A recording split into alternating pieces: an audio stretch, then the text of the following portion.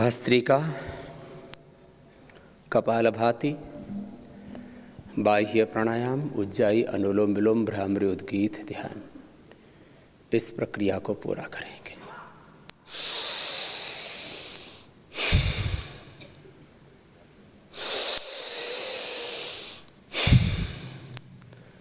ध्यान मुद्रा, वायु मुद्रा, शून्य मुद्रा, पृथ्वी मुद्रा, वरुण मुद्रा, शक्ति मुद्रा, अपान मुद्रा, एक साथ आप दो मुद्राओं का भी अभ्यास कर सकते हैं। जैसा आवश्यकता हो,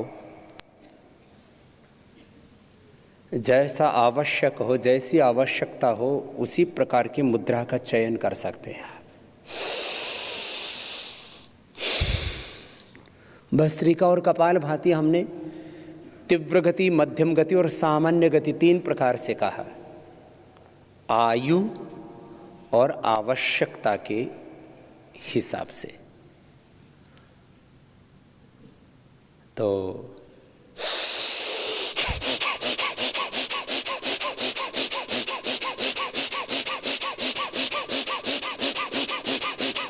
ये केवल और केवल यंगस्टर्स के लिए, जो पूरी तरह से निरोगी हैं, योगी हैं, बलवान हैं,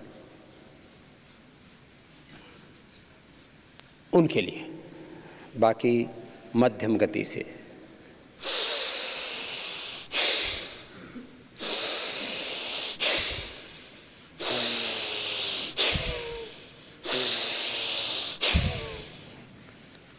जिनको उच्च रक्तचाप, हृदय रोग, हर्निया, कमर में दर्द, कमजोरी विशेष है, सामान्य गति से, वो मध्यम बल का भी प्रयोग नहीं कर सकते, उनके लिए सामान्य बलपूर्वक करना होगा। ऐसे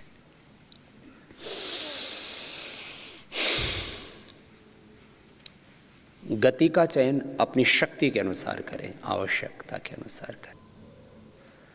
अभी जैसे मैं तो लगभग 5 मिनट ऐसा करता हूँ, लेकिन गर्दन नहीं हिलाता हूँ, कंधों में और फेफड़ों में ये जो एक सामान्य गति होती है, प्राण के प्रविष्ट होने से उतनी होगी। ऐसे गर्दन ऐसे से नहीं हिलाना, नहीं, गलत बात।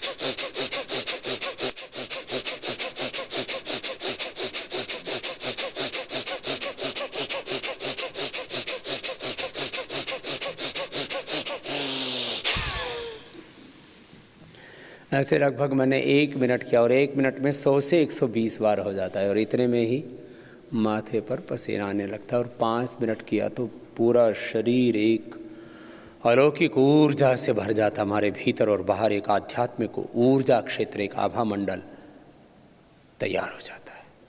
और ये प्राणिक ओरा, इसको अंग्रेजी में ओरा कहते हैं, हिंदी में या संस्कृत में इसको आभा मंडल कहते हैं। उससे हमारा पूरा अस्तित्व ज्योतिर्मय हो जाता है, तेजोमय हो जाता है, हम सत्व में प्रतिष्ठित हो जाते हैं। भस्त्रिका के बाद कपालभाति, ये भी 3 प्रकार की गति। तीव्र गति, जो पूरी तरह से योगी हैं, निरोगी हैं, उनके लिए। मध्यम गति, सबके लिए।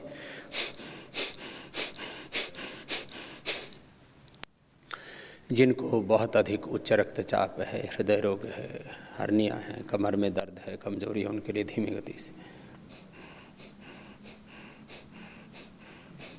गति का चयन अपनी आवश्यकता, आयु और अवस्था के अनुसार करेंगे सभी।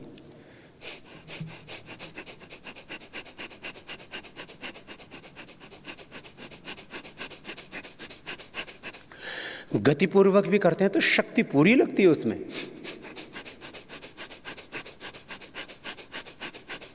मध्यम गति, सामान्य गति,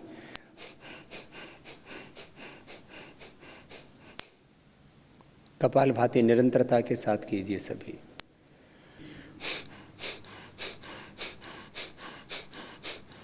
कपालभाति के बाद आइए एक बार बाह्य प्राणायाम कर लेंगे, एक बार उज्जाई, फिर थोड़ा अनुलोम विलोम करके भ्रामरी उद्गीत और ध्यान करेंगे।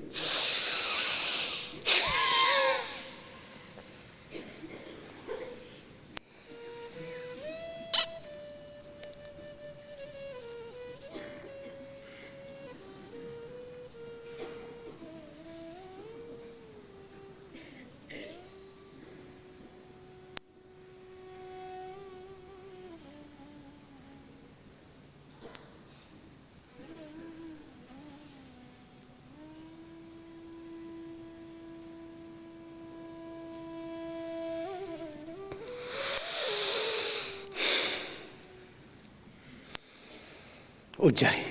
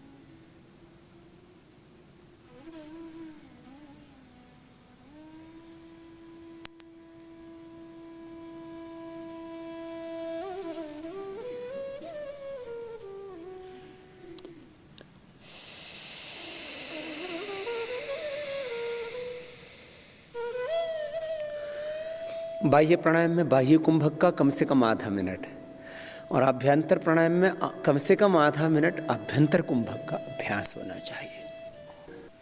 अनुलोम विलोम करेंगे।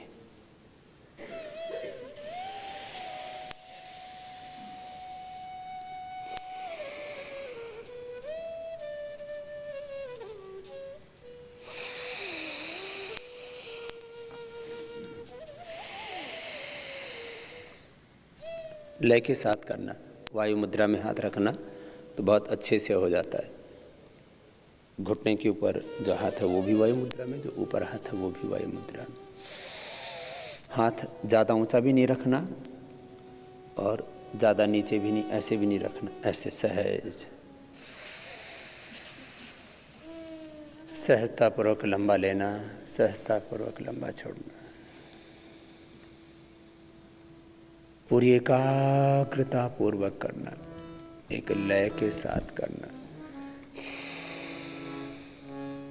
और जब हम इस योग का अभ्यास इस प्रकार से निरंतरता के साथ करते हैं और गुरु तत्व के साथ एकात्म होकर के परम गुरु के साथ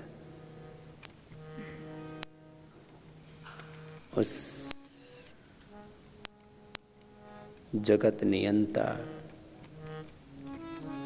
सर्वज्ञ, सर्वशक्तिमान, सर्वाधार, सर्वेश्वर, सच्चिदानंद स्वरूप, सर्वव्यापक, अजर, अमर, नित्य, अविनाशी पूर्ण ब्रह्म के साथ जुड़ जाते हैं तो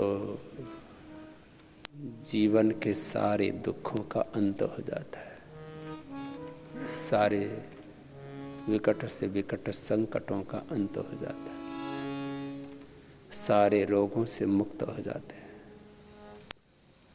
सारे दुख और दरिद्रताओं से, सारी दीनताओं से, सारे अभावों से मुक्त हो जाते हैं। अपने स्वरूप की पूर्णता और उस ब्रह्म की पूर्णता को अनुभव करने लगते हैं। आइए, पहली अंगुली माथे पर, शेष 3 आंखों पर, कान अंगूठे से बंद, मुख भी बंद, ओंकार का नाद नासिका से, और आज्ञा चक्र में मन का निग्रह करते हुए धारणा ध्यान समाधि संयम प्रज्ञालोक पूर्वक उद्गीत को नाद के रूप में जपते हैं तो ये नाद योग हो जाता है, भ्रामरी प्राणायाम।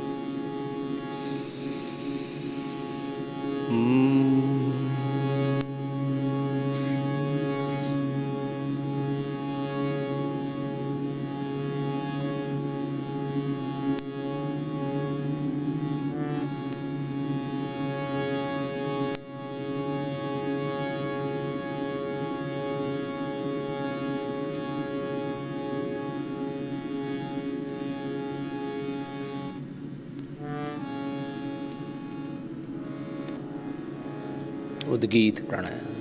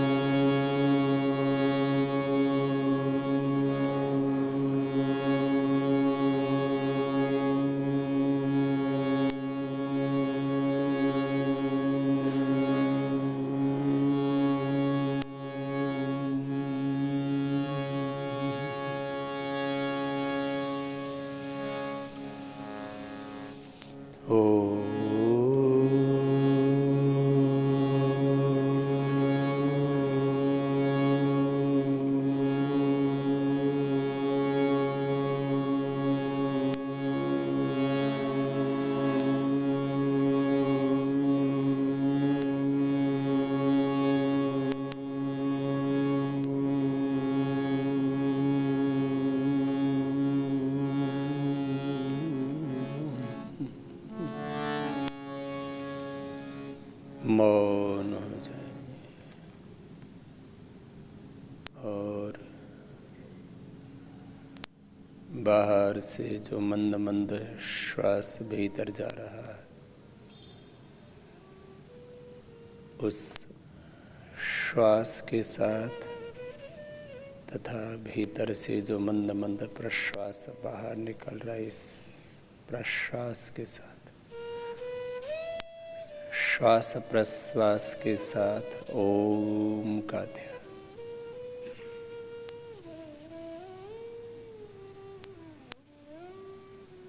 श्वासों पर मन को टिका लें अथवा नासिकाग्र पर, हृदय चक्र में, मणिपुर चक्र में, सहस्रार में, आज्ञा चक्र में, जहाँ अनुकूलता प्रतीत हो, अभ्यास हो, वहीं पर मन को टिका के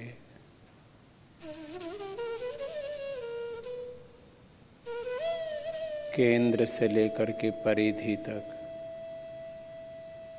व्यष्टि से लेकर समष्टि तक, मनुष्यों से लेकर के मनुष्यतर जितना भी ये जीव जगत है, पूरे अस्तित्व में आस्तिकता का भाव, ईशावास्यम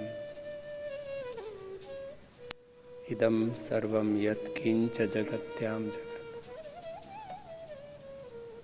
दोनों हाथों को ऊपर उठा लेते हैं, आपस में रगड़ते हैं।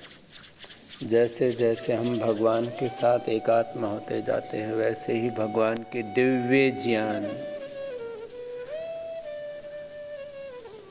भगवान के दिव्य प्रेम, दिव्य संवेदनाओं, भगवान के दिव्य कर्म, दिव्य पुरुषार्थ, दिव्य सामर्थ्य, दिव्य ऐश्वर्य के संपर्क में हम आते जाते हैं। यही है योग की महिमा, ध्यान की महिमा। और थोड़ी देर के लिए जो ध्यान करते हैं, फिर इसकी निरंतरता दिन भर बनी रहे, दिन भर ये ध्यान बना रहे